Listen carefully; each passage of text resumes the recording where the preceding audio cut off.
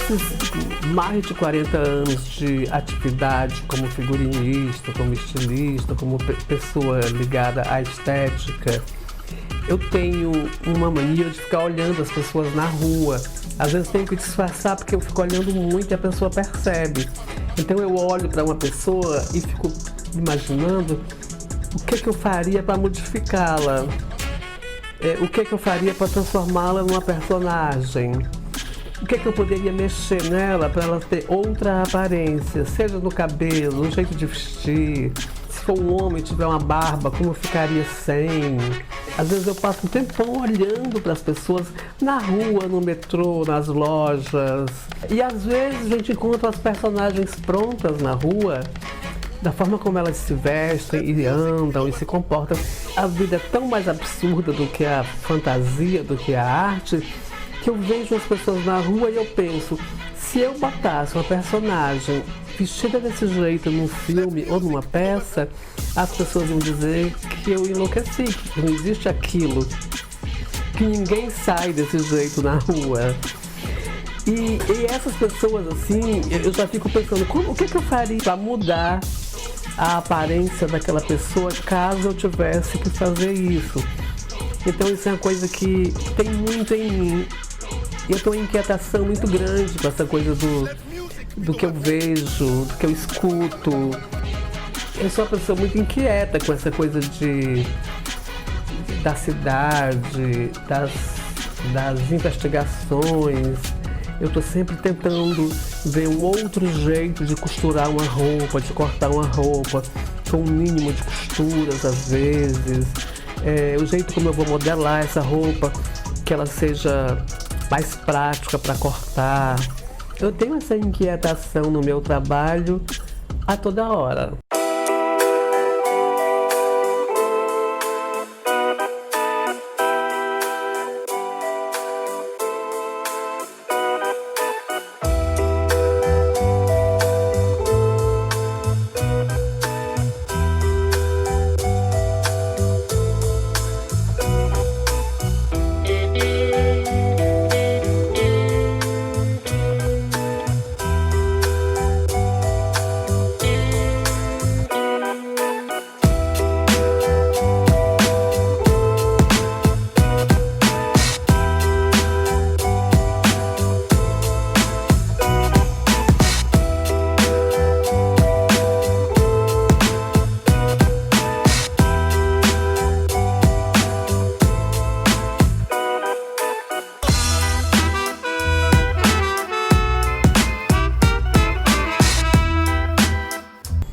Essa coisa da moda vem na minha vida mais uma coisa de fazer roupas. Eu fazia roupas pintadas à mão, roupas tingidas durante meu período de teatro, de curso de arte dramática, de teatro universitário. Eu vendia para as amigas, para os amigos, coisas feitas em tie-dye, coisas feitas em tecido cru, pintadas à mão.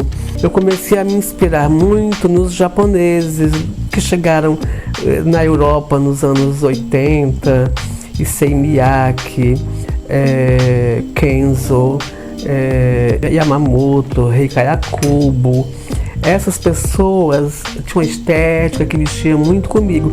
E mais na frente, Vivienne Westwood, com aquela coisa do punk, aquela coisa da roupa, parece uma roupa clássica. Ela começa a fazer um blazer com corte clássico, mas lá da metade da roupa para o fim ela desconstrói completamente e vira outra coisa. Isso sempre me encantou muito.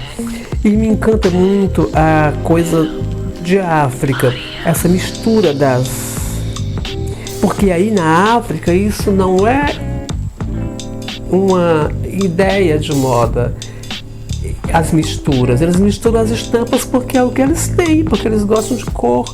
Então você vê misturas de bola com floral, com étnicos, com listras, com outras coisas. E isso é muito bacana. Essas misturas de texturas, de estampas, isso mexe muito comigo, isso me motiva muito.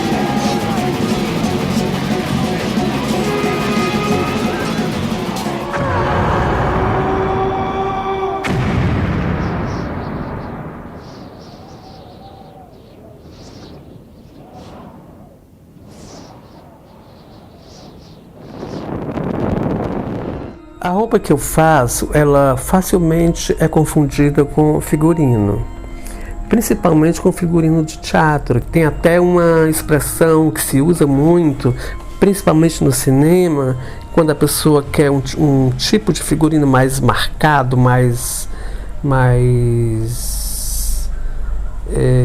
que quase conta a história, quase textual. Ela diz: eu quero um figurino teatral. Minha roupa é isso, ela sai muito da roupa comum. Ela também é muito confundida com brechó, com roupa usada. Acontece uma pessoa olhar para minha arara e dizer: olha um brechó, dizer: olha brechó, tem coisas ótimas.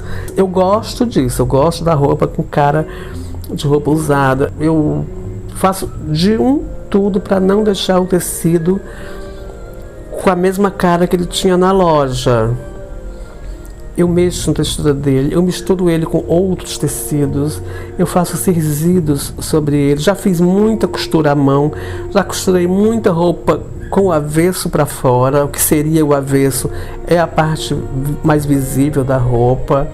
Costuras à mão, bordados sobre as estampas, frases, trechos de músicas.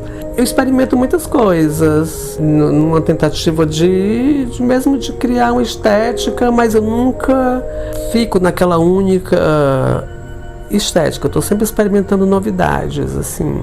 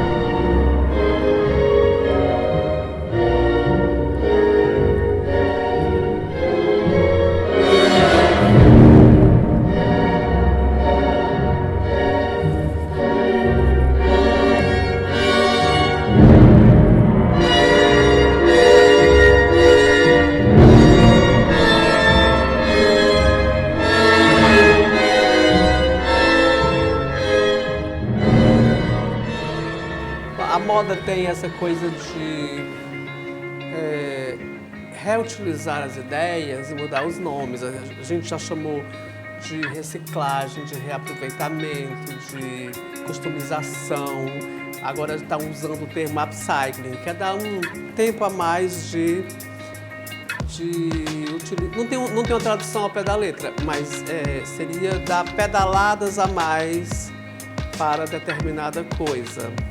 Que ia virar lixo, vira roupas. Então, esse trabalho aqui, desse figurino especificamente, vai ser feito com velhas calças jeans e outros aviamentos e outros materiais que eu vou agora mostrar para vocês.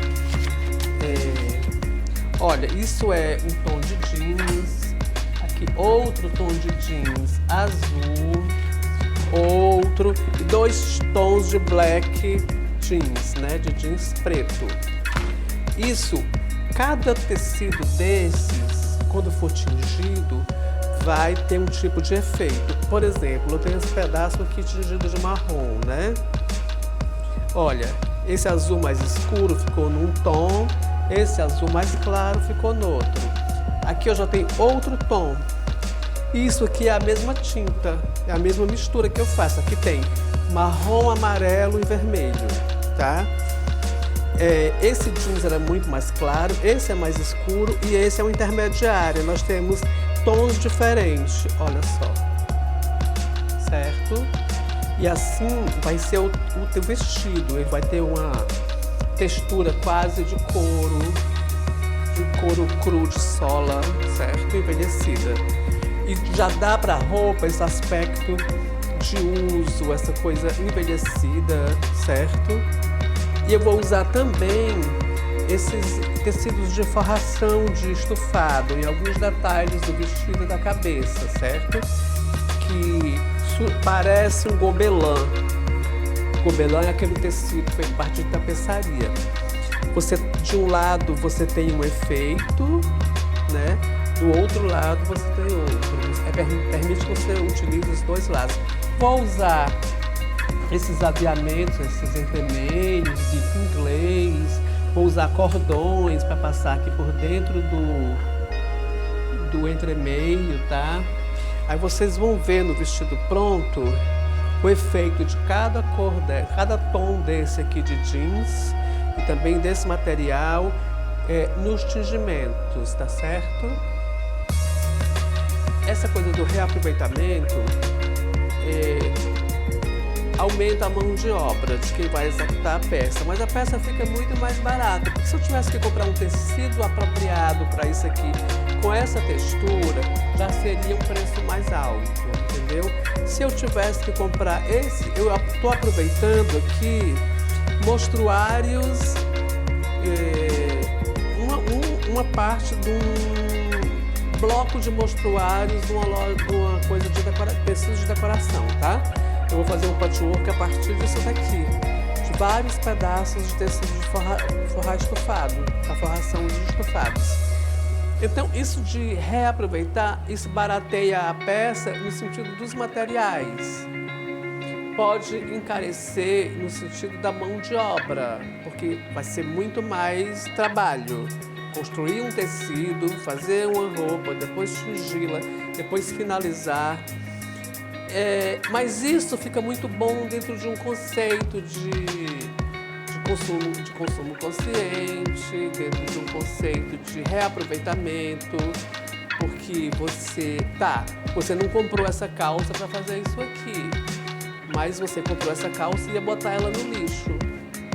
Algum amigo seu, alguma amiga sua lhe dá, você pode pedir para os amigos calças e peças que ele não está querendo mais, que ela não usa mais, que ela não sabe, às vezes não quer jogar fora, mas também não tem mais utilidade para ela, e ser transformado tudo isso numa roupa, certo? E além do mais, isso é uma estética, né? Essa coisa as texturas que permite trabalhar aqui, fazer pés pontos à mão, fazer várias coisas aqui nesse trabalho. Há uns 40 anos atrás, nós já fazíamos muito isso aqui no Teatro Cearense, porque não tínhamos grana para comprar figurinos, não tinha financiamentos, não tinha editais, então a gente montava os espetáculos com os nossos próprios recursos, que já eram escassos, claro.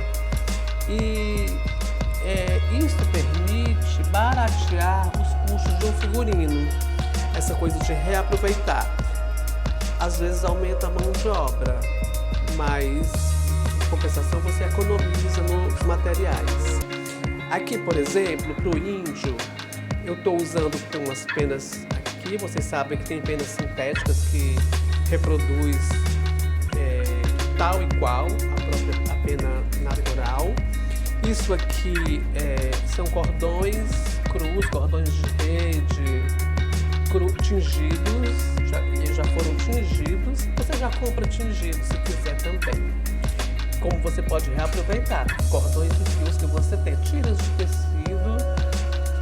E esse é o croquis e essas são as informações. Claro que esses índios todos, isso aqui é um desenho, uma ilustração, mas aqui são fotos de índios contemporâneos. Aqui, claro, já existia uma câmera, uma máquina fotográfica, já existia fotografia para registrar. Aqui, desenho, porque a única forma que a gente tem de pesquisar a indumentária indígena é recorrendo às pinturas.